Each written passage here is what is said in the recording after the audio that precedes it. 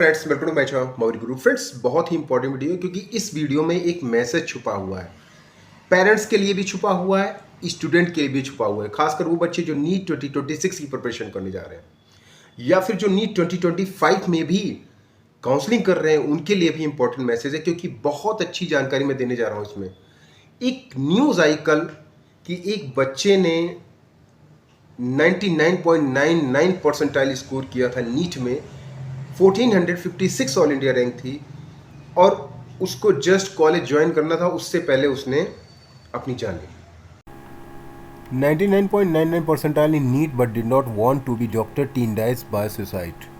ये बहुत ही shocking news थी दोस्तों। मैंने ये देखा तो मैंने ये सोचा कि ऐसा क्यों हुआ है, ऐसा किस लिए हुआ है। ये जानने की कोशिश की कि इस बच्चे के साथ ऐसा क्या हुआ होगा, कितना मेरिटस बच्चा भी इस तरह के डिसीजन ले सकता है। तो मैंने स्टडी करने की कोशिश की तो यहाँ पे ये पता चला कि नीट 2025 का ये बच्चा था और इसकी ऑल इंडिया रैंक 1475 थी ओबीसी कैटेगरी की, और ये महाराष्ट्र के चंद्रपुर का था। ठीक है, और ये ऑलरेडी कॉलेज में ज्वाइन कर चुका था और जहाँ पे ये लिखा हुआ है he was being prepare to travel to Gorakhpur Uttar Pradesh for admission to an MBBS course. Means Gorakhpur जा रहा था, 1475 ऑल इंडिया रैंक थी। मीन्स ये बच्चा एम्स गोरखपुर के लिए जा रहा था।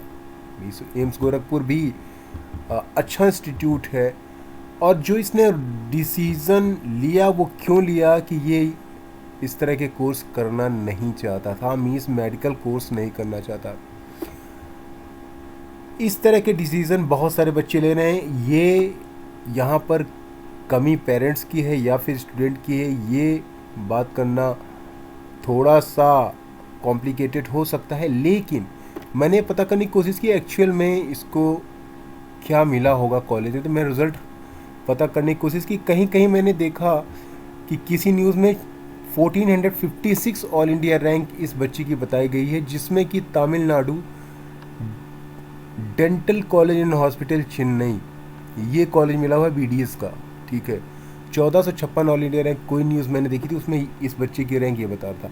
अगर मैं 1475 में इसको एम्स गोरखपुर मिलना चाहिए था, तो अगर मैं 1475 ऑल इंडिया रैंक देखता हूँ तो एम्स पटना मिला हुआ है।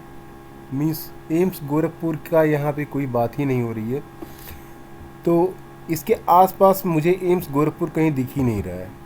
1475 पे एम्स पटना, 1476 पे एम्स पटना, 1477 पे लेडी हार्डिंग, 1474 पे एम्स भटिंडा, एम्स बीबी नगर। ये तो राउंड 1 का है और मुझे ये सब जनरल कैटेगरी के स्टूडेंट दिख रहे हैं। ठीक है, हालांकि जो 1456 वाला था वो भी ओपन जनरल कैटेगरी था। तो यहाँ पे मुझे इस बच्चे का इसमें कोई रिकॉर्ड दिखा नहीं मुझे कि 1456 पे भी मुझे एक डेंटल कॉलेज, जो कि काफ़ी आश्चर्यजनक था कि डेंटल कॉलेज क्यों लिया होगा। और 1475 पे मैं देख रहा हूँ तो मुझे एम्स पटना दिख रहा है, उसके नीचे एम्स गोरखपुर तो कहीं दिख नहीं रहा है। तो एक्चुअल में या तो न्यूज़ का कोई ना कोई फॉल्ट होगा या कुछ ना कुछ यहाँ रैंक का इसमें कुछ दिक्कत होगी, क्योंकि 1456 ऑल इंडिया रैंक जो बता रहा है उस पर तो एक बच्चे को डेंटल कॉलेज मिला हुआ है। मीन्स स्ट्रेंज की बात है कि कोई बच्चा इतना अच्छा रैंक ला के डेंटल कॉलेज क्यों लेगा, और उसने अपग्रेड भी नहीं चूज़ किया हुआ है, वो भी चेन्नई का। तो यहाँ पे क्या रीज़न था ये तो बता नहीं सकते, लेकिन जो रीज़न था कुछ इस तरह से था कि बच्चों पे प्रेशर नहीं डालना चाहिए और चॉइस फिलिंग ध्यान से करनी चाहिए। इस बात से हम ये भी आंकड़ा लगा सकते हैं, और क्या रीज़न था ये मैं नहीं बता सकता हूँ, लेकिन आप सतर्क हो जाइए।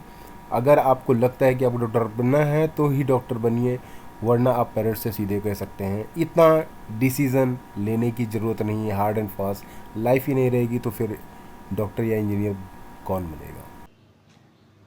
तो यहाँ पर कुछ ना कुछ दिक्कतें हुई, चाहे वो चॉइस फिलिंग से दिक्कत हुई हो।